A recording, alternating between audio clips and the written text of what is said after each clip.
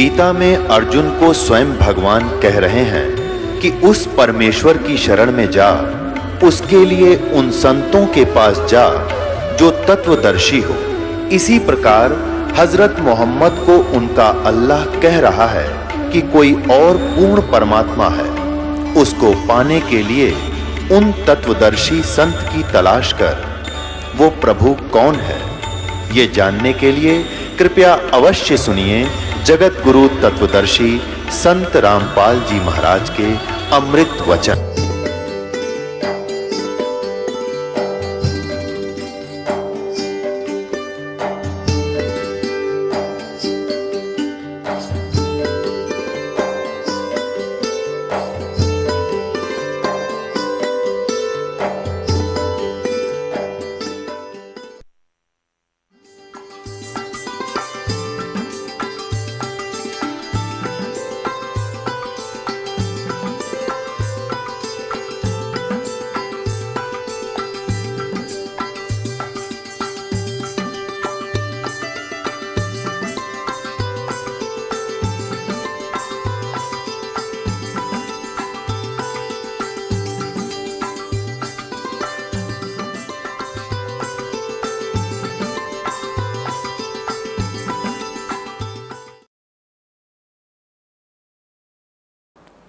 अब उसने देखा कि भी संगत तो कम होगी, आना यहाँ पर मेरे पास। उसने एक ड्रामा रचा कि अभी कबीर साहब का प्रगट दिवस मनाएंगे और हम भंडारा करेंगे, सभी आना गांव नगर के। और कहा सब दूध लेके आना, कल खीर बनाएंगे। अब वो सोचा भाई बाबा जी का आदेश है, पहले भगवान से थोड़े बहुत डरते भी थे, तो कहने लगे ठीक है। तो सब ने क्या सोचा कि जल्दी उठ कर वहाँ दूध डालाएंगे संत जी के भंडारे में। तो उन्होंने सोचा, सब के मन में दोष आ गया कि थोड़ा वो दूध होता, जेठ के महीने में अपनवासी प्रगट दिवस मनाया जाता है, दूध पहले ही कम हो जाता उसमें। तो उन्होंने सोचा कि मैं आधा दूध थोड़ा सा दूध और पानी डालकर डालाऊंगा देरे में, कौन देखा है। परमात्मा ने ऐसी प्रेरणा की, पूरे गांव के जितने भी 100-200 भगत थे वो एक एक लोटा पानी, थोड़ा सा दूध डालें और पानी का लोटा। उनने लाइन लगी वहाँ पर और उन्हें कहा जी कहाँ डालना है। उन्हें एक ड्राम रख दिया और ड्राम भर दिया अंधेरे में पानी का, थोड़ा थोड़ा सफ़ेद। तो सुबह उठकर वो कहने लगा कमाल के भी आज तो सारा गांव प्रसन्न हो गया है और बहुत दूध आया है, बना लो खीर। वह सेवादार खीर बनाने गए और पानी का भरा ड्राम बोला जी दूध तैयारी तो पानी है मेरा। इतना शर्मिंदा हो गया, वो गांव छोड़ के भाग गया वहाँ से रामजादा। तो पुण्यात्माओं, गुरु को तजय बजय जो आना, तापसुआ को फोकट ज्ञाना। आगे सुनाते हैं, गुरु चरणन से ध्यान लगावे, अंत कपट गुरु से ना लावे। गुरु सेवा में फल सर्वस आवे, गुरु विमुख नर पार न पावे। गुरु वचन निश्चय कर माने, पूरे गुरु की सेवा ठाने। पूरे गुरु की, इनकम्प्लीट से कोई लाभ नहीं होता। मोबाइल का एक नंबर भी फोन का कम हो जाए तो पता नहीं कहाँ मिलेगा जाके, यानी आपका कार्य सिद्ध नहीं होगा। गुरु की शरणा लीजय भाई, ताते जीव नरक नहीं जाई। गुरु कृपा कटे यम फांसी, विलम न हो मिले अविनाशी। गुरु बिन काहु न पाया ज्ञाना, जो थो था बुझ छड़े मूड किसाना। तीर्थ व्रत और सब पूजा, गुरु बिन दाता और न दूजा। अब क्या बताते हैं परमात्मा, गुरु के चरण सदा चित दीजय, जीवन जन्म सफल कर लीजय। गुरु भक्ता मम आत्म होई, वाके हृदय रहूं समोई। अब जो गुरु का भक्त है वो मेरी आत्मा है, यानी गुरु के प्रति जैसी श्रद्धा आपकी है, परमात्मा आपका जो निरीक्षण करता रहता है कि ऐसी ही मेरे साथ व्यवहार करेगा ये। तो गुरु के कहते हैं, गुरु का भक्त वो मेरी आत्मा हुई और वाह के हृदय में रहूं समोई। 68 तीर्थ भ्रम भ्रम आवे, 100 फल गुरु के चरणा पावे। 10वां अंश गुरु को दीजे, जीवन जन्म सफल कर लीजिए। अपने आत्माओं परमात्मा कहते हैं, कबीर साहब की वाणी हम पहले ही पढ़ा करते थे। कबीर चिड़ी चोंच भर ले गई, नदी न घटो नीरे, दान दिए धन घटे नहीं, यूं कह रे साहिब कबीरे। अब यहाँ आप, क्योंकि आपको अपना वो अक्षेत्र मिला है जो उपजाऊ जमीन है, इसमें जितना बोओगे 1000 गुना आपको तुरंत वापस मिलेगा। ये कोई भाट भिखारी का आश्रम नहीं, उस समर्थ का दिया हुआ आश्रम है, उसका दिया हुआ ज्ञान है। यहाँ पहले हम क्या देखा करते थे गांव में कि भी ऐसे कोई आपत्ति आ गई, कोई धर्म कर दो, बना के मीठे चौड़ खा लिया करते, उसी से आपत्ति हल्की हुई महसूस होती थी। और यहाँ कैसे भंडारे चल रहे हैं, कहाँ कहाँ से दुखी आत्मा आती है। यहाँ आते 90% शांति उनको ये हो जाती है, किसी चीज़ की असुविधा नहीं, तो 90% टेंशन यहाँ आते खत्म हो जाती है। ऐसे स्थान पर किया हुआ दान, कहते धर्म तो 10 का नहीं, 10 का माने नाश नहीं होता ऐसे किए हुए पुण्य का, और 10 के तीनों लोग खैर आए तो मैं खैर है कीजिए आत्मभोग। तो यहाँ कबीर साहब कहते हैं 10वां अंश गुरु को दीजिए, जीवन जन्म सफल कर लीजिए। गुरु बिन होम यज्ञ नहीं कीजिए, गुरु की आज्ञा माहे रहीजे। गुरु बिन माला फेरते, गुरु बिन देते दान, गुरु बिन दोनों निष्फल हैं, चाहे पूछो वेद पुराण। अपनात्मा हम भक्ति अध्यात्म मार्ग से अपरिचित होने के कारण भटक रहे थे। हम पुण्यदान भी करते थे पर प्रतिफल नहीं मिल रहा था।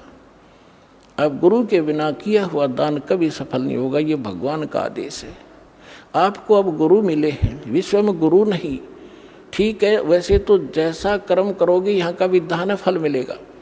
जैसे किसी ने भंडारे कर दिए, कोई कबूतर को, पक्षियों को दाने डाल दिए, कहीं कंबल बांट दिए, कोई गौशाला धर्मशाला बनवा दी। अब दोनों बात कहते हैं परमात्मा के गुरु के बिना किया हुआ दान आपको कोई लाभ नहीं देगा। फिर ये भी कहते हैं पावेगा अपना किया रे, भोगेगा अपना किया रे, जैसा करेगा वैसा मिले भीगा। अब जैसे कोई सेठ साहूकार बना हुआ है, उन्होंने भंडारे कर दिए, कंबल बांट दिए, बहुत से अनाथों को भोजन खिला दिए, तो फिर क्या होगा? गुरु मिला नहीं, मिले तो नकली मिले, तो अगले जन्म में वो ऐसा किया हुआ उसको मिलेगा, क्योंकि फिर वो क्या बनेगा? कुत्ते की योनि में जाएगा, और कुत्ता बनेगा अच्छे कोई ऑफिसर के, किसी सेठ के घर पे, वो किया हुआ मिलेगा उसको। अब उसका ड्राइवर तो होगा मनुष्य, और वो कुत्ता बैठेगा कार में पिछली सीट पे, माल्य गाड़ी पे, और मालिक मनुष्य चला रहा होगा और कुत्ता बैठा पिछली सीट पर, झांकी में खिड़की में देख रहा है ना ठाठ से। और अलग से कमरा होगा, उसमें एसी लगा होगा, महीने में 2-3 बार वेटरनरी सर्जन उसको चेक करने के लिए आता। अब उस मूर्ख ने जो दान किया था वो दे तो दिया भगवान ने, पर मिला कुत्ते की योनि में, और आगे के बनेगा, फिर सूर बनेगा, फिर क्या सुविधा पाएगा? तो यहाँ परमात्मा कहते हैं गुरु बिन माला फेरते, गुरु बिन देते दान, गुरु बिन दोनों निष्फल हैं, चाहे पूछो वेद पुराण। अब गुरु जी के माध्यम से किया हुआ दान, और गुरु मिल गया तो दान के फिर सारा कुछ ही होगा। वहाँ तो मोक्ष भी मिलेगा, मंत्र भी मिलेंगे, या तो पार हो जाएगा। पार नहीं हुआ तो मनुष्य जीवन मिलेगा उसको, और मनुष्य जीवन मिलेगा तो परमात्मा भटक ही रहा है, फिर ढूंढेगा आपका। लेकिन प्रार्थना आपसे की जाती है कि इस जन्म को आगे मत बढ़ाना, इसको फाइनल कर दो। कोट जन्म तन भर मत होगे, कुछ ना हाथ लगा रे, कुकर सुकर खरबा बोरे, कौआ हंस बुगारे। कोटि जन्म तू राजा की, ना मिटी न मन की आशा, भिक्षुक हो के दर दर घूमिया, ये मिला ना निर्गुण रासा। अब ये साधना ना मिलने से आप ऐसे भटक रहे हो। सुखदेव ने 84 भुगती बना पजावे खरवो, तेरी क्या बुनियाद पराणी तू पेंडा पंथ पकड़वो। सुखदेव जैसे ऋषि इन साधनाओं को करके और फिर 83 लाख योनियों में गधे की योनि को प्राप्त हुए। आपकी क्या बुनियाद है पुण्यात्माओं, आप इस मार्ग को ग्रहण करो जो अब आपको परमात्मा द्वारा दिया गया। गुरु बिन होम यज्ञ नहीं की जय, गुरु की आज्ञा माहे रही जय। गुरु सुर तुरु सुर धैनु समाना, पावे चरण मुक्ति परवाना। अब गुरु जो होगा वो सुर तुरु, जैसे हम सुना करते हैं स्वर्ग में कहते हैं कि कल्प वृक्ष है, देवताओं का वृक्ष, तो यहाँ कहते हैं गुरु, जो गुरु होगा, बाकी नकली तो है ये कख भी नहीं इनके पास। गुरु सुर तुरु यानी देवताओं का वृक्ष, और सुर धेनु जिसको काम धेनु कहते थे, देवताओं की गाय, यानी जो मांगे जब दे दे, उसी समय दूध दे दे तो सब मनोकामना पूर्ण करे। तो कहते हैं गुरु सुर तुरु सुर धेनु समाना, पावे चरण मुक्ति परवाना। तन मन धन अर्प गुरु सेवे, हो गलतान उपदेश ही लेवे। सतगुरु की गति हृदय धारे, और सकल बकवाद निवारे। गुरु जी की गति यानी जो मार्गदर्शन करते हैं, जो सतिथि वो बताते हैं भगवान की, उसी को फाइनल करे। किसी अपनी तरफ से जो भरा हुआ गंध है पहले का उसने छोड़ दे, अब वो अग्रम अग्रम इस मार्ग में नहीं चलेगी, आपको बाधा कर देगी। गुरु के सम्मुख वचन ना कहे, सो से श्रेणी गैनी सुख ले। अब आपको बहुत बार सुनाते हैं, जब रामानंद जी से परमात्मा मिले और उसके चेलों की उन्होंने बहुत सी छक्के छुड़ा दिए थे, फिर रामानंद जी के सामने पेश किया गया तो परमात्मा ने उनसे पूछा था, आप कौन हो, आपका क्या नाम है? तो परमात्मा ने कहा था, जात हमारी जगत गुरु और परमेश्वर है पंथ, दास गरीब लिखित पढ़े मेरा नाम कबीर कंठ। फिर कहा था, हम यलखला है कुतुब गोस और पीर, गरीब दास खा लगतनी हमारा नाम कबीर। तब रामानंद ने कहा था कि तू मोमन का पाल हुआ और तेरा जुल्हे के गर्भास, और इतनी तू बकवास कर रहा है तो तेरी माँ का पता ना कुजात, तू झूठ बकवास कर रहा है तो भगवान कहता अपने आप को।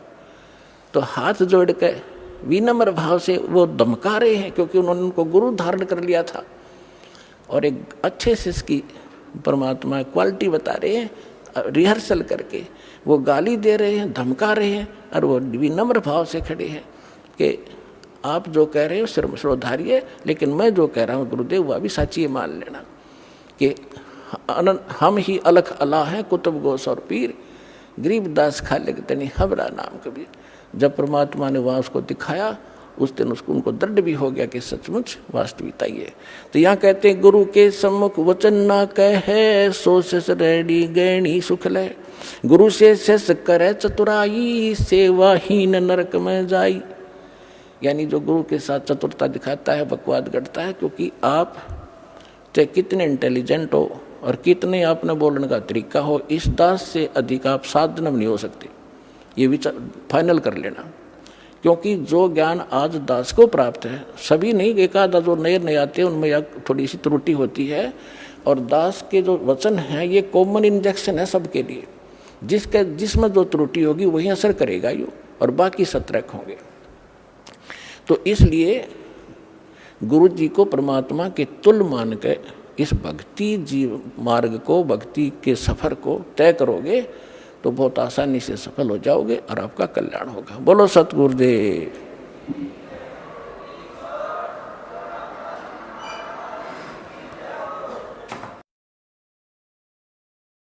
परम पिता परमात्मा पूर्ण ब्रह्म सारी सृष्टि के रचनहार कबीर परमेश्वर जी की असीम रजा से आप परमात्मा की प्यारी आत्माएं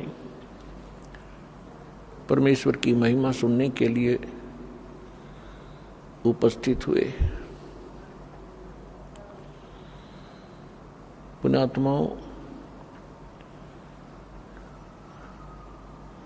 परमेश्वर ने आके हमें ज्ञान कराया कि जिस लोक में आप रह रहे हो ये आपका स्थायी स्थान नहीं है। लेकिन अभी तक हमें इसका कोई विकल्प दिखाई नहीं देता। हमने अपने दादे परदादों को, अपने पूर्वजों को ऐसे ही क्रियाएं करते देखा। उनकी मृत्यु होगी, उसके बाद उनकी क्रियाक्रम कराते रहो, इसको अंतिम इस जीवन का लक्ष्य मान लिया था। अब परमात्मा ने आके बताया है, परमेश्वर ने, कि बच्चों तुम यहाँ के वासी नहीं हो,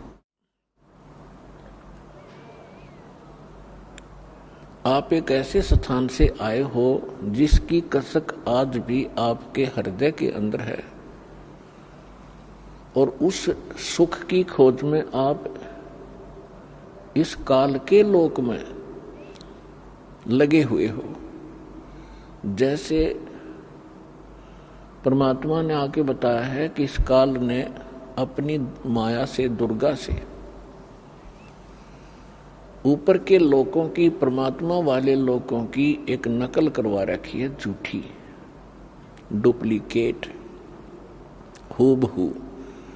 ऐसे ही सतलोक के अंदर नर नारी हैं और उसमें बहुत ही सुख पदार्थ है और वहाँ कोई दुख नहीं है। तो काल ने भी यहाँ ऐसी ही नकल कर दी, लेकिन हमारा जो बॉडी है प्रत्येक प्राणी का, ये 5 तत्वों से बनवा दिया, और वहां पर केवल एक तत्व से है, नूरी तत्व से। उसमें वृद्ध अवस्था नहीं है, वहां मृत्यु नहीं होती, वो अदर अमर शरीर है। अब जैसे नमक की बोरी हो, नमक का ढेर पड़ा हो या किसी बोरी में रखा हो, और एक तरफ बूरा रखी हो,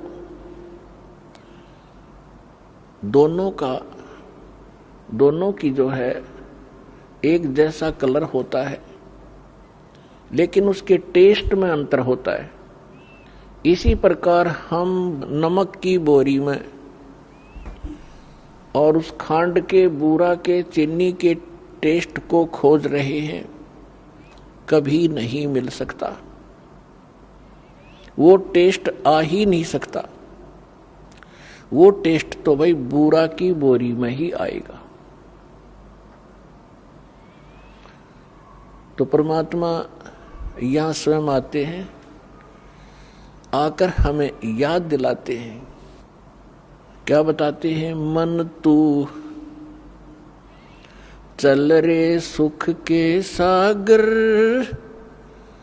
जहां शब्द सिंधु रत्नागर।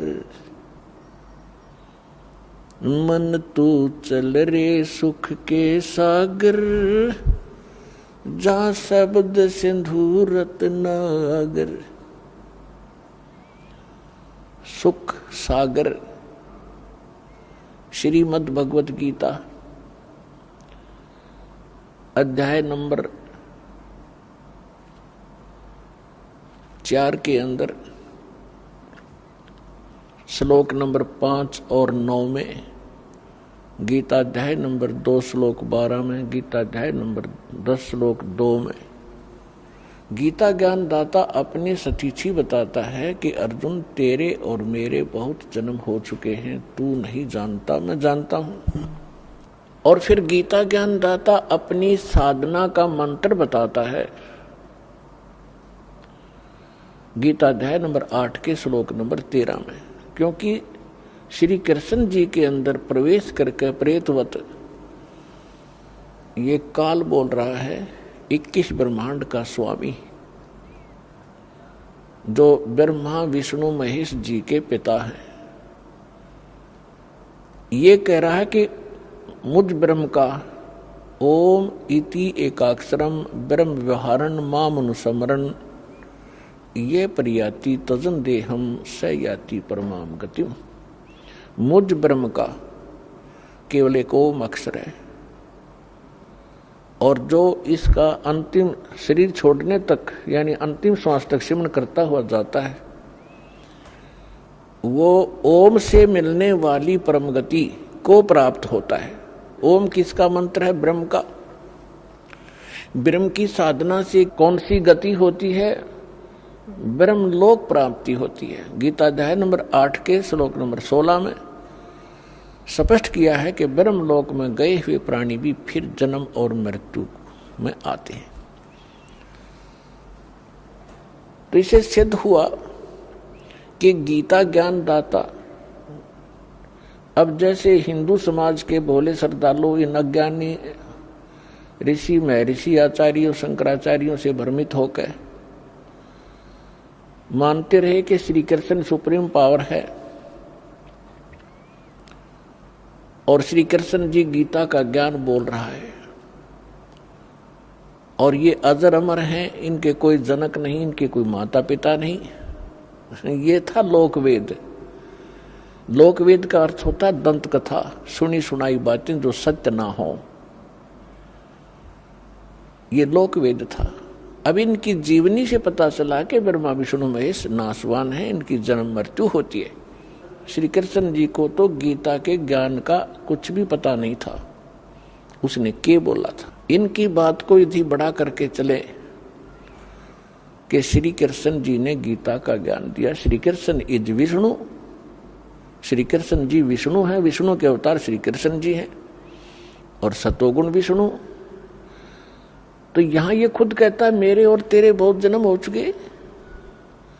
क्या इन हमारे इस गुरु अंधों ने, आंखों वाले अंधों ने क्या ये नहीं पढ़ा? तो इसके विषय में परमेश्वर ने सूक्ष्म वेद में कहा है, मोती मुक्ता दर्शत नाही, ये जग है सब अंदरे, दिखत के तनैण तिसम, इनका फेरा मोतिया बिंदरे। ये दिखे थे महर्षि मंडलेश्वर संस्कृत भाषा धारावाहिक सुना कर बड़ी जनता में प्रभु पाक रहे थे, स्वामी पाक रहे थे। तो परमात्मा ने आके उसी समय कहा था कि ये संत नहीं है, ये विद्वान नहीं है, इनको अपने सिलेबस का ज्ञान नहीं है, टीचर काहे के हैं। और इसी बात का विरोध भगवान का घृणा करा दिया था और झूठ बोली इन हमारे मंडलेश्वरों ने, ब्राह्मणों ने, गुरुओं ने, काजी और मुल्लाओं ने कि ये अशिक्षित है, दुल्हा क्या जाने सदग्रंथों के गूढ़ रहस्यों को, ये पढ़ा नहीं है। आज परमात्मा ने दया बख्शी, पहले अपने बच्चों को शिक्षित किया, सदग्रंथ सिंपल भाषा में उन्हीं से अनुवाद करवा दिया। यदि ये दास अनुवाद करता, वो तो करना ही ऐसे था, लेकिन ये फिर भी टांग अड़ा देते कि रामपाल ने संस्कृत ना आती। जैसे भगवान के बारे में कहा करते, ये क्या जाने वेदों और गीता के गूढ़ रहस्यों का। तो परमात्मा का काम कच्चा नहीं होता। 600 वर्ष पहले धर्मदास जब चिंतित गणे हो गए थे, जब कह दिया था भाई चिंता ना करे, जब कलयुग 5500 वर्ष बीत जाएगा फिर आकर मैं सब न पार करूंगा, तेरे वंशज भी पार हो जाएंगे, पूरा विश्व पार होगा। तो उस परमात्मा ने 600 वर्ष पहले ये बताया था कि ये जितने संत हैं, मंडलेश्वर हैं, ये मुल्ला और काजी हैं, ये अपने धर्म के धर्म ग्रंथों से भी परिचित नहीं है। ये केवल अपनी सोच से दंत कथा सुना के और इनको अपनी रोजी रोटी का आधार बनाए बैठे हैं। तत्व भेद कोई ना कहे रे झूमकरा, ये पैसे ऊपर नाच सुन राई झूमकरा, कोटों मध्य कोई नहीं रे झूमकरा, अरबों में कोई गर्क सुनो राई झूमकरा। एक सरदार जी आया था गरीबदास जी के पास, उसने जब ये ज्ञान सुना तो अचंभित हुआ और कहने लगा, हे भगवान, आज तक ये ज्ञान हमारे को किसी ने नहीं बताया। तब उन्होंने कहा था कि ये तत्व भेद कोई ना कहे रे झूमकरा, ये पैसे ऊपर नाच सुनो रे झूमकरा। तो पुण्यात्मा परमात्मा ने उसी समय कहा था कि मोती मुक्ता दर्शत नाही, ये जग है सब अंदरे, दिखत के तो नैन चश्मे, इनका फेरा मोतिया बिंदरे। जिसका मोतिया बिंद हो जाए आंखों में, आंख स्वस्थ दिखाई देती है पर उसको दिखता कुछ नहीं। इसी प्रकार हमारे धर्मगुरु इस कलयुग के, जो हिंदू धर्म के और मुसलमान धर्म के वर्तमान के, ये अंधे थे, आंखों वाले अंधे। एक भाषा विशेष अवश्य जानते थे लेकिन अध्यात्म ज्ञान से अपरिचित थे।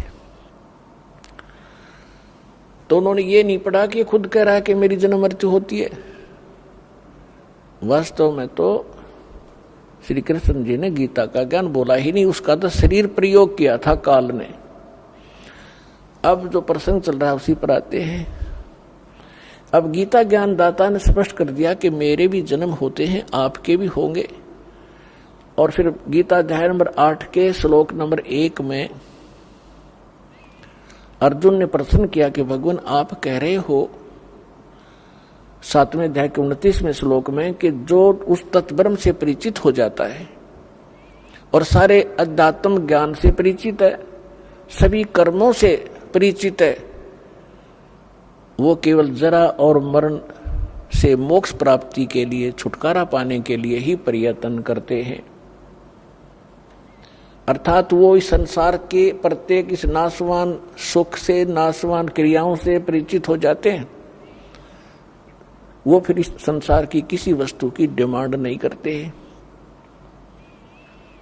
कबीर साहब भी अपनी महिमा आप बताते हैं संसार की, सचीची बताते हुए कहते हैं, क्या मांगू कुछ थिर ना रहाई, और देखत नैन चला जग जाई, 1 लख पूत 1.25 लाख नाती, उस रावण के अज दीवा न बाती।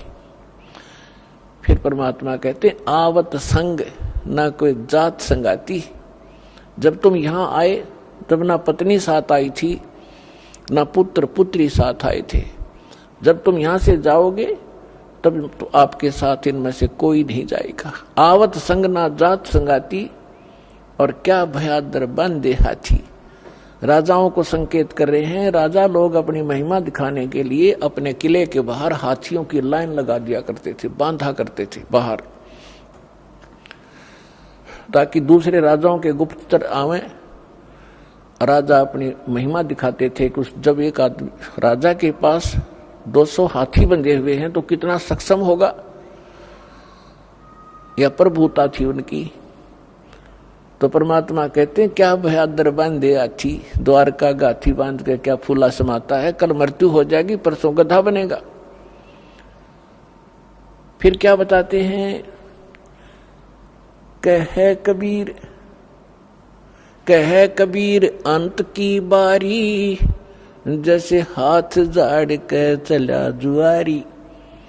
जो भक्ति नहीं करते, इस संसार के झूठे सुख, इन पदार्थों के संग्रह में अपना जीवन नाश कर देते हैं, वो अंत समय में ऐसे पछताएंगे जैसे हारने के बाद जुआ खेलने वाला जुआरी हाथ मसलता जाता है सर्वनाश करा के। कहे कबीर अंत की बारी, जैसे हाथ झाड़ कर चला जुआरी। अर्जुन ने पूछा कि आप जी कह रहे हैं कि जो तत्परम से परिचित हो जाते हैं और सारे दातम ज्ञान से परिचित है और सब कर्मों से परिचित, वो केवल यहाँ जरा और मरण से छूटने का ही प्रयत्न करते हैं, इस संसार की किसी वस्तु की इच्छा नहीं रखते। तो तत्ब्रह्म क्या है, कौन है? 8वें अध्याय के प्रथम श्लोक में अर्जुन ने प्रश्न किया। गीता अध्याय नंबर 8 के श्लोक 3 में उत्तर दिया कि वो परम अक्षर ब्रह्म है। अर्थात तो गीता ज्ञान दाता से अन्य है। अब गीता ज्ञान दाता ने 8वें अध्याय के 5 और 7 मंत्र में श्लोक में अपनी भक्ति के लिए कहा कि अर्जुन तुम मेरी भक्ति कर। अपना मंत्र उसने बताई दिया 8वें अध्याय के 13वें श्लोक में, मेरा केवल एक ओम ब्रह्म है। और ये नाड़ी, ये हमारे धर्मगुरु कौन से मंत्र देते थे? ओम नमः शिवाय, ओम भगवते वासुदेव नमः, हरे राम हरे कृष्ण कृष्ण कृष्ण हरे हरे, राधे श्याम राधे राधे श्याम मिला दे। इन मूर्खा ने पूछा तुम लाए कहां से ये मंत्र? जब गीता जी को सर्वधार्य मानते हो और गीता जी में जो वर्णन किया है हमें वही करना चाहिए था, इसके अलग करते हैं तो मनमाना आचरण कर रहे हैं, मनमुखी साधनाएं कर रहे हैं। तो गीता अध्याय नंबर 16 के श्लोक नंबर 23 और 24 में ये कंसेप्ट क्लियर किया हुआ है कि शास्त्र विधि को त्याग कर जो मनमाना आचरण करते हैं उनको न तो सुख होता है और न ही उनको कोई सिद्धि प्राप्त होती है और न ही उनकी गति होती है, यूजलेस। इससे तेरे लिए अर्जुन कर्तव्य और अकर्तव्य की व्यवस्था में जो साधना करनी चाहिए जो नहीं करनी चाहिए सदग्रंथ ही प्रमाण है, उन्हीं को आधार मानना, किसी की दंत कथा पर विश्वास मत करना। 8वें अध्याय के 13वें श्लोक में उसने बता दिया कि मेरा तो केवल ओम मंत्र है। पूरी गीता जी में इस ओम के अतिरिक्त कोई मंत्र नहीं है ब्रह्म साधना का। फिर गीता अध्याय नंबर 17 के श्लोक नंबर 23 में 3 मंत्र के जाप का निर्देश है और उसमें सांकेतिक है। वो ओम तो स्पष्ट है, उसमें लिखा है ओम तत्सत इति निर्देश है ब्रह्मण त्रिविध समर्थ है ब्राह्मणा तेन वेदा च यज्ञा विहिता पुरा। इसका अर्थ है कि उस सच्चिदानंद घन ब्रह्म परम अक्षर ब्रह्म की साधना का केवल ये ओम तत्सत 3 मंत्र के जाप का निर्देश है। इसकी 3 विधि से ही जाप है, त्रिविध है, समर्थ है। ओम तत्सत इति निर्देश है। निर्देश का मतलब है फाइनल फैसला, डायरेक्शन, उसमें कोई अग्रम मग्रम नहीं रहती। जैसे कोई अधिकारी निर्देश दे दिया तो उसके अनुयायियों को, उसके फॉलोअर्स को, यानी उनके नौकरों को फिर उसमें ऑब्जेक्शन नहीं होता कि डायरेक्शन है साहब की, तो अटेंशन हो जाते हैं, फाइनल होता है। तो ये लिखा है कि ओम तत्सत इति निर्देश है ब्रह्मण त्रिविध समर्थ है। ब्रह्मण माने उस परम अक्षर ब्रह्म का, उसको पाने का, उसकी प्राप्ति का। प्राप्ति मीन उस लोक में जाने का जहां वो सुख सागर है, जहां कोई दुख नहीं है, जहां जाने के बाद प्राणी फिर लौटकर कभी संसार में नहीं आते, वहां जाने का ये मंत्र है, उस सच्चिदानंद घन ब्रह्म के लोक में जाने का।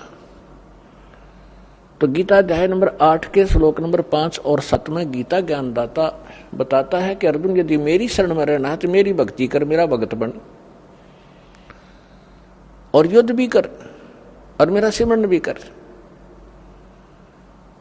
अपने आत्माओं इसे 2 कंसेप्ट क्लियर हो गए कि एक तो जैसे ये हठ योग बताता है कोई साधक, कोई संत, 2.5 घंटे सुबह 2.5 घंटे शाम, ये दंत कथा है, लोक वेद है, ये मनमाना आचरण है। किसी भी सदग्रंथ में इस हठ योग का प्रावधान नहीं है।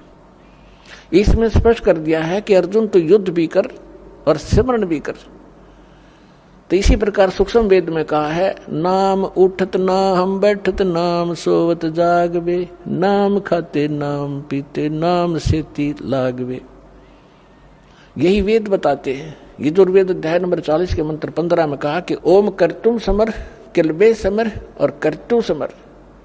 ओम नाम का जाप काम करते करते सेवन कर, विशेष कसक के साथ सेवन कर, मनुष्य जीवन का प्रथम कर्तव्य जानकर या भक्ति कर।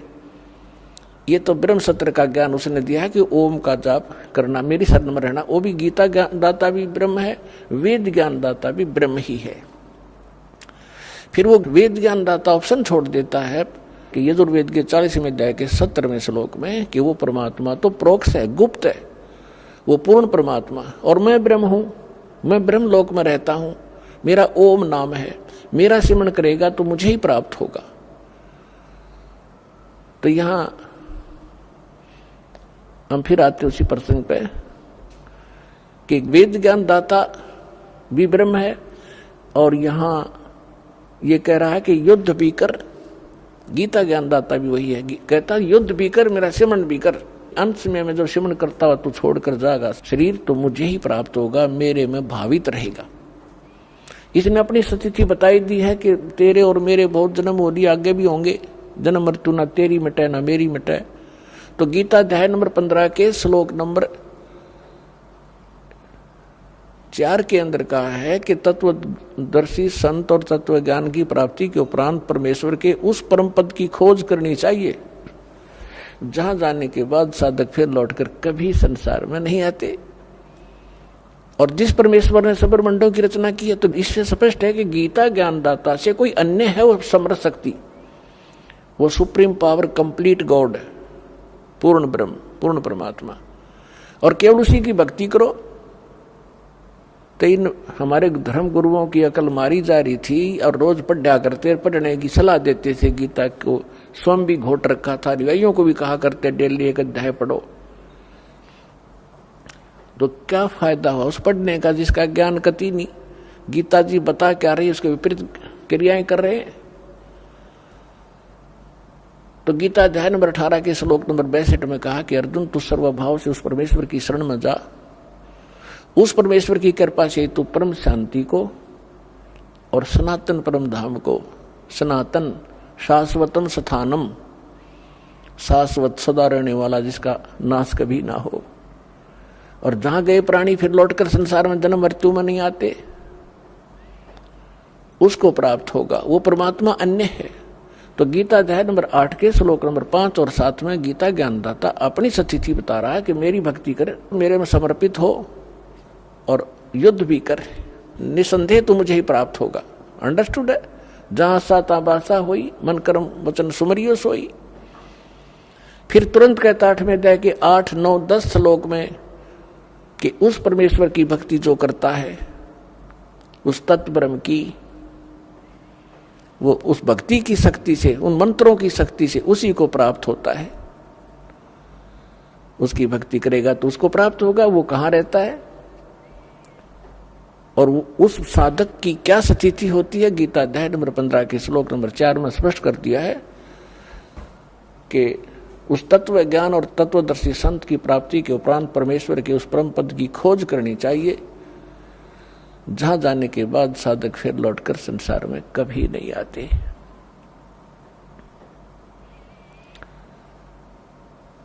तो पुण्यात्माओं, ब्रह्मा विष्णु महेश नासवान, इनका पिता ये ब्रह्म सरपुरुष, ये भी नासवान, इसकी भी जन्म मृत्यु होती है। आज तक हम ब्रह्मा विष्णु महेश जी को अविनाशी कहा कर सुना करते थे इन अज्ञानी धर्मगुरुओं से, जबकि इनकी हिस्ट्री में, इनकी जीवनी में लिखा है, श्री देवी भागवत पुराण 3रा स्कंद, गीता प्रेस गोरखपुर से प्रकाशित सचित्र मोटा टाइप के पृष्ठ 123 पर विष्णु जी स्वयं अपनी माता की स्तुति करते हुए कहते हैं, तुम शुद्ध स्वरूपा हो, ये सारा संसार आप ही से उद्भासित हो रहा है, मैं और ब्रह्मा और शंकर आप ही की कृपा से विद्यमान हैं। हमारा तो आविर्भाव माने जन्म, तिरोभाव माने मृत्यु हुआ करता है। हम नित्य नहीं है, हम अविनाशी नहीं है, हमारी जन्म मृत्यु होती है। और तुम ही नित्य हो, प्रकृति और सनातनी देवी हो। शंकर भगवान भी कहते हैं, माता यदि उसके बाद ब्रह्मा जी उत्पन्न हुए वो आपके पुत्र हैं, तो क्या मैं आपका बच्चा नहीं? अर्थात मुझे भी उत्पन्न करने वाले आप ही हो। तो पुण्यात्माओं, इससे सिद्ध होगा कि ब्रह्मा जी नासवान, विष्णु जी नासवान, शिव जी नासवान, शंकर भगवान नासवान, इनके पिता नासवान, जिसको गीता अध्याय नंबर 15 के श्लोक नंबर 16 और 17 में 3 पुरुष बताए। पुरुष माने प्रभु, स्वामी, एक सरपुरुष, एक अक्षर पुरुष। इनके विषय में बताया है 16वें श्लोक में 15वें अध्याय के कि ये दोनों नासवान हैं और इनके अंतर्गत जितने भी प्राणी हैं इनके ब्रह्मांडों में, वो भी नासवान है, ये भी नासवान है। लेकिन जीवात्मा तो किसी की भी नहीं मरती, वो तो विषय ही अलग है। अब सरपुरुष ये काल है, ब्रह्म है, इसका कितना क्षेत्र है, ये कितना स्वामी है, कितना भगवान है, कितना राम है, ये कितना व्यापक है। 21 ब्रह्मांड है इसके। ये केवल 21 ब्रह्मांड का प्रभु है, स्वामी है, मालिक है, राम है। इसको सरपुरुष कहा है। सर माने नासवान। और दूसरा जो प्रभु गीता अध्याय नंबर 15 के श्लोक नंबर 16 में बताया, वो अक्षर पुरुष है। अक्षर का अर्थ होता है जो सर ना हो, अविनाशी, जिसका नाश ना हो। लेकिन ये कितना अविनाशी है, ये इसकी आयु बहुत लंबी है, इसलिए इसको भी अक्षर पुरुष कहा है। लेकिन वास्तव में ये अक्षर पुरुष नहीं है, अविनाशी नहीं है। इसका आगे निर्णय दे दिया है गीता अध्याय नंबर 15 के श्लोक नंबर 17 में कि उत्तम पुरुष तु अन्य परमात्मा इति उदाहरत। यह लोक तरम आविश्य विवर्ती अवैश्वर है कि उत्तम पुरुष, श्रेष्ठ भगवान, पुरुषोत्तम, वास्तव में सही और श्रेष्ठ परमात्मा तो इन दोनों से, सरपुरुष और अक्षर पुरुष से कोई अन्य है, और वो परमात्मा कहलाता है। वही तीनों लोकों में प्रवेश करके सबका धारण पोषण करता, वो है अविनाशी परमात्मा। अब यहां थोड़ी सी इनकी आयु की गणित की रीति से आपको सुनाते हैं, समझाते हैं। पुण्यात्माओं, आप एक पेट के लिए, रोजगार के लिए, निर्वाह के लिए अपने बेटा और बेटियों को 15-20 वर्ष तक फ्री छोड़ देते हो और कहते हो कि बेटा खूब अपना शिक्षा ग्रहण करो, ट्यूशन भी लगवा लो, सारा कुछ करते हो, पैसा भी लगाते हो, समय भी उनको पूरा देते हो, और फिर बाद में क्या मिलता है? 10% स्टूडेंट्स को 20% मुश्किल से कोई नौकरी रोजगार प्राप्त होता है ना, बाकी वही काम करते जो हम डेली कर रहे होते हैं, पहले कर रहे होते थे। अब वो तो केवल एक पेट के लिए और केवल इस समय वर्तमान के लिए, और हमने जब ये ज्ञान होगा आप जी को कि आगे कहर टूटेगा आपके ऊपर, इस जीव के ऊपर दुख तो आगे आवेंगे, अब तो रोटी का रोड़ा है बस, और ये परमात्मा की शरण में पाछे ये नहीं रहेगा। ये आप विशेषकर नोट कर लेना, इस समर्थ की शरण में आने के बाद आपको निर्वाह की चिंता नहीं रहेगी, इतना दे देगा, याद रखोगे।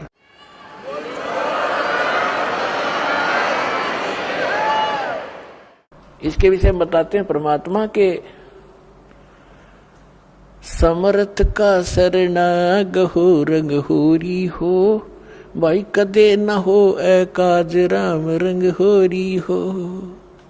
समर्थ की शरण गहो, और कभी कोई आपका आकाज यानी कोई भी आपत्ति, ऐसी दुर्घटना आपके ऊपर कभी नहीं होगी।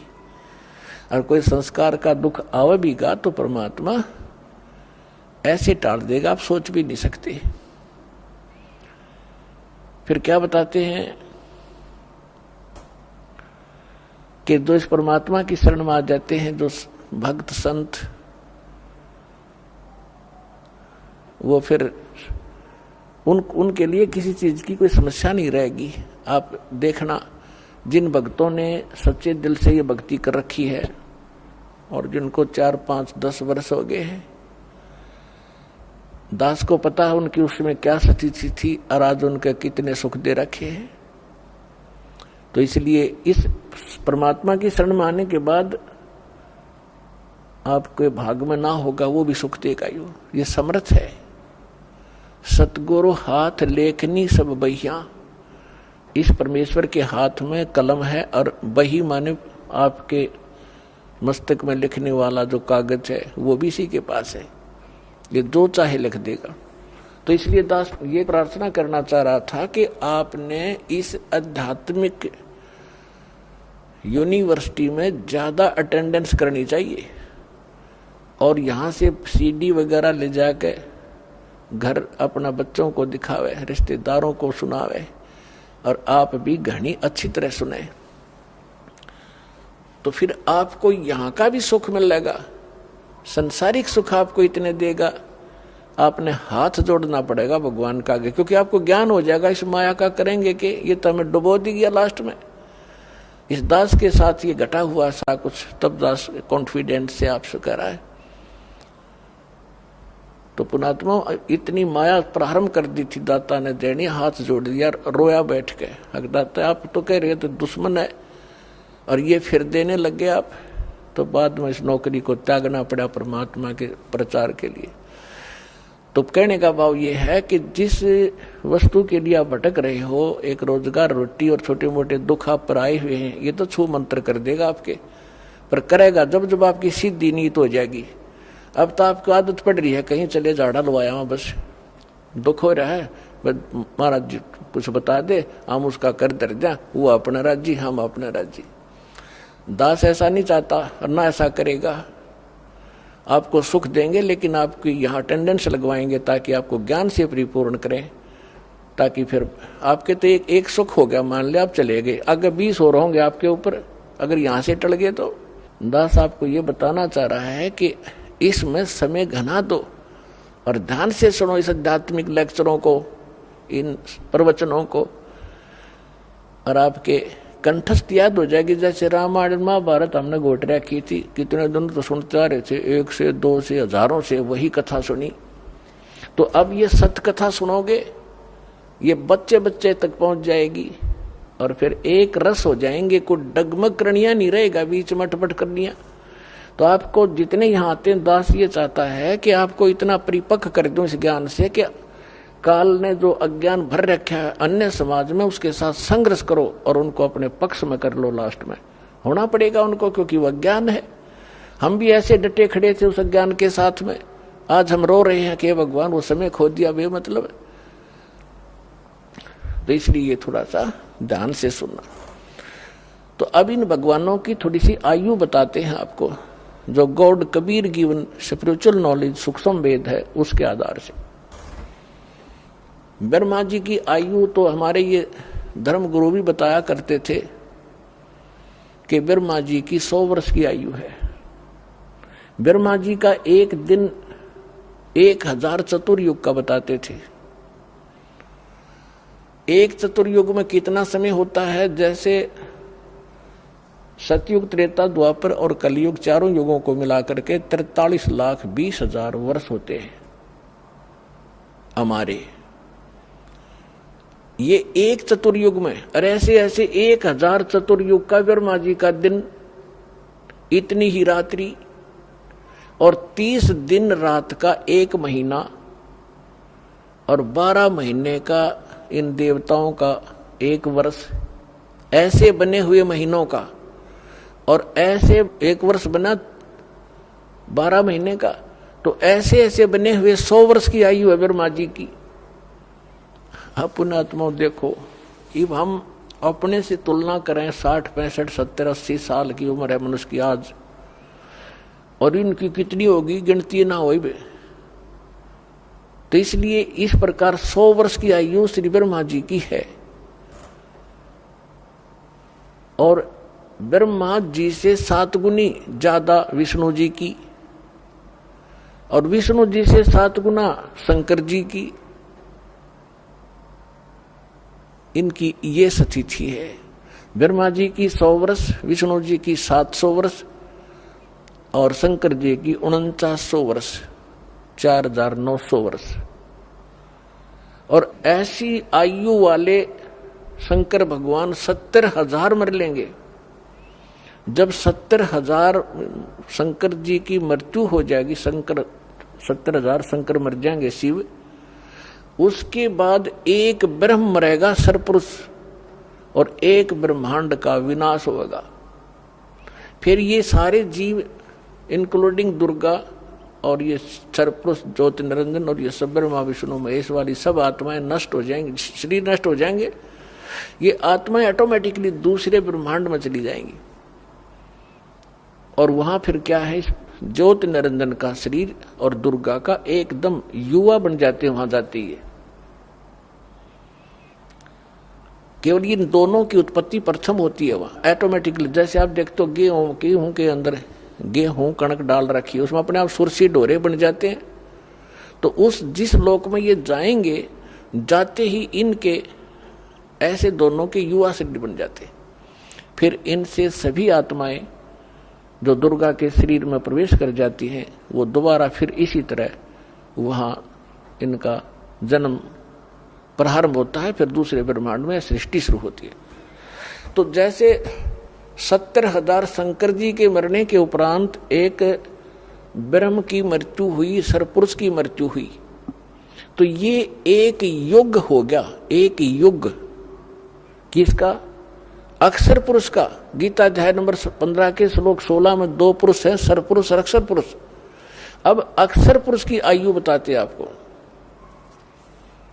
ऐसा एक युग बना, ऐसे ऐसे 1000 युग का दिन है उस अक्षर पुरुष का, और इतनी ही रात्रि है। इसमें चतुर्युग नहीं है। गीता अध्याय नंबर 8 के श्लोक नंबर 17 में ये हमारे अज्ञानी धर्मगुरु अनुवाद करते समय गलती किए हुए हैं। उसमें ब्रह्मणे माने उस वहां पर चतुर्युग नहीं है, ओनली सेंसर युग लिखा है, 1000 युग लिखा है।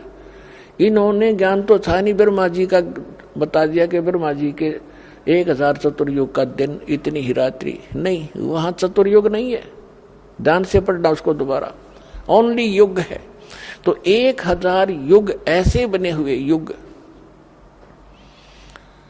1000 युग का उस अक्षर पुरुष का दिन और इतनी ही रात्रि होती है। जब अक्षर पुरुष का दिन समाप्त होता है तो 21 ब्रह्मांड विनाश हो जाता, पूरे 21 ब्रह्मांड का। और ये सभी प्राणी उस अक्षर पुरुष के एक कोने में वहां रख दिए जाते हैं। उसके उपरांत फिर से ये 21 ब्रह्मांड का निर्माण होने लगता है। बहुत समय लगता है इसमें दोबारा। जैसे ये आजकल साइंटिस्टों की जहां पहुंची है, ये तो एक बहुत निम्न स्तर का ज्ञान है कि अपने आप ये इतने समय में पृथ्वी बन गई, इतने समय फलाना बन गया। ये तो बहुत बाद की बातें हैं। और वो 1 सेकंड में बना दे, 1 सेकंड में, 1 वचन में फिर से असंख्य ब्रह्मांड रच दे उस समर्थ परमात्मा। लेकिन उसने विधान बना के छोड़ दिया। इस पे साइंटिस्ट अपना अनुसंधान करते रहेंगे, इसी में मर जाएंगे। ये भगवान का अध्यात्म के निकट भी नहीं पहुंच सकते, बल्कि दूर कर रहे हैं जनता को। अब क्या होगा कि ऐसे 1000 युग का दिन, ऐसे 1000 युग की रात, ऐसे बने हुए 30 दिन रात का महीना अक्षर पुरुष का, और ऐसे 12 महीने का एक वर्ष, ऐसे बने हुए महीने, और फिर ऐसे बने हुए वर्ष के 100 वर्ष की आयु है अक्षर पुरुष की। अब लगाओ हिसाब। अब परमात्मा क्या कहते हैं, एती उम्र बुलंद मरेगा अंतरे, जिसकी आयु है मृत्यु भी होगी। सतगुरु लगे न कान न भेंटे वो संतरे, एती उम्र बुलंद मरेगा अंतरे, क्योंकि वो सतगुरु लगे न कान न भेंटे वो संतरे। इतनी लंबी आयु भी हो जाएगी, अंत में फिर भी मृत्यु होगी तेरी। क्यों? क्योंकि आपके वो सतगुरु, वो संत नहीं मिले। कौन से संत? गीता अध्याय नंबर 4 के श्लोक नंबर 34 में कहा कि गीता ज्ञानदाता कहता है कि अर्जुन, गीता अध्याय नंबर 4 के श्लोक नंबर 32 में स्पष्ट कर दिया है कि सच्चिदानंद घन ब्रह्म ने मुख्य यानी परम अक्षर ब्रह्म अपने मुख कमल से आकर जो ज्ञान देता है वो तत्व ज्ञान है। उसको सूक्ष्म वेद कहते हैं। चौथे अध्याय के 34वें श्लोक में कहा कि उस तत्व ज्ञान को तू तत्वदर्शी संतों के पास जाकर समझ, उनको दंडवत प्रणाम करने से, कपट छोड़कर उनकी सेवा करने से वो तत्वदर्शी संत तुझे तत्व ज्ञान का उपदेश करेंगे।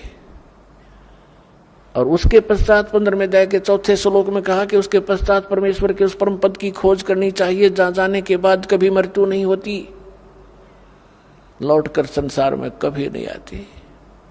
तो यहां क्या बताते हैं, जैसे कुरान शरीफ के अंदर भी यही प्रमाण है, सूरत फुरकानी 25 आयत 52 से 59 में, कि जिस परमेश्वर ने 6 दिन में सृष्टि रची, 7वें दिन तख्त पर जा बैठा, वो कबीर परमात्मा है। और उसकी खबर किसी बाखबर से पूछो, वो कुरान शरीफ का ज्ञानदाता भी उससे परिचित नहीं है। यजुर्वेद अध्याय नंबर 40 के श्लोक नंबर 10 में भी यही स्पष्ट किया है कि कोई तो परमात्मा को संभुवात कहता है, कोई असंभुवात कहता है। संभुवात माने जन्म लेने वाला, असंभुवात के वो कभी जन्म लेता ही नहीं, वो अजन्मा है, निराकार है। कोई रामकृष्ण रूप में मानता है संभुवात, तो वो परमात्मा कैसा है, जन्म लेता है या नहीं लेता है, उसकी जानकारी तत्वदर्शी संत बताते हैं, उनसे पूछो।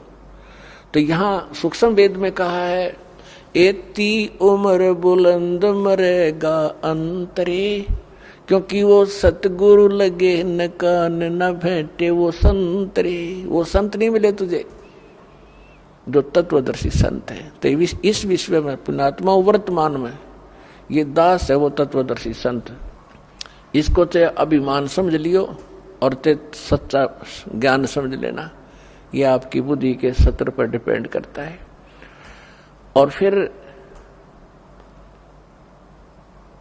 इससे पहले जो तत्वदर्शी संत थे उनका भी थोड़ा विवरण कराते हैं। जिनको परमात्मा मिले, तत्व ज्ञान से परिचित कराया और खुद गवाह बनाए सतलोक सचखंड ले जाकर, वो तत्वदर्शी संत थे। उनकी किसी ने सुनी नहीं और उनको आदेश भी दे दिया गया था कि अभी ये भोली आत्मा इस अनमोल ज्ञान को ठुकरा देंगे, ये छुपा के रखना। तो कौन कौन थे वो तत्वदर्शी संत? आदरणीय धर्मदास साहिब जी, आदरणीय मलुकदास साहिब जी, आदरणीय नानक साहिब जी, आदरणीय दादू साहिब जी, आदरणीय गरीबदास साहिब जी, गांव छुड़ानी, जिला जज्जर, हरियाणा वाले, आदरणीय गीसा दास साहिब जी, गांव खेकड़ा, अब जिला बागपुर हो गया बताते हैं, पहले मेरठ था, उत्तर प्रदेश वाले। तो इन महापुरुषों को पूर्ण ज्ञान था, परमात्मा से परिचित हुए थे, लेकिन इनको मालिक ने आदेश दिया था, धर्मदास मेरी लाख दुआई, ये मूल ज्ञान तत्व ज्ञान की तो बाहर ना जाए, अभी सार्वजनिक ना करना। यदि ये सार्वजनिक तुमने अब कर दिया तो कहते हैं ये मूल ज्ञान बाहर जो पढ़ी तो बिचली पीढ़ी हंस नहीं तरही। ये बिचली पीढ़ी है 5500 वर्ष, जब कलयुग बीत जाएगा तब ये बिचली पीढ़ी प्रारंभ होगी। तो आपके लिए ये सब कुछ छुपा के रखा था दाता ना, यू खजाना, अरे इस दास को दे दी इस खजाने की चाबी और कह दिया बेटा खोल बखेर दे अपने भाई बहनों के लिए। तो ये आपके ऊपर ये बिचली पीढ़ी। तो ये तत्वदर्शी संत थे, इनकी जो अमर वाणी है परमात्मा के उस तत्व ज्ञान से मेल खाती है। और आदरणीय गरीबदास साहिब जी को तो स्पेशल ज्ञान दिया ही है कबीर परमात्मा ने। पहले कहा था कि जो 12वां पंथ होगा गरीबदास वाला पंथ, उसमें मेरी महिमा की वाणी पुनः प्रकट करवाऊंगा, क्योंकि कबीर सागर में बीच बीच में इन कबीर पंथियों ने कबीर सागर से हटकर भी ज्ञान घुसेट दिया घना रियल ज्ञान में। तो इसलिए गरीबदास जी के द्वारा ये यथार्थ ज्ञान पुनः प्रकट करवाया और फिर उन कोड वर्डों से इस दास को परिचित करा के उन सब सदग्रंथों का निष्कर्ष निकाला। अब आपके सामने वो कैप्सूल बना के दे दिए, आप खाओ और 101 पीढ़ी आपकी पार होएगी जब लगे रहे तो 101 पीढ़ी।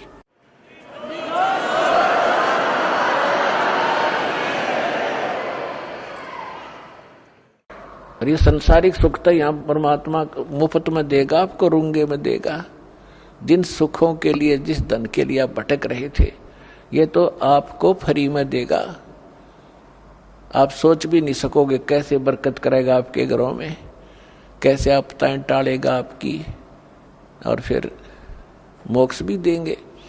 तो यहाँ क्या बता रहे हैं, जो प्रसंग हम उसी पर आते हैं कि तत्वदर्शी संत ये महापुरुष थे।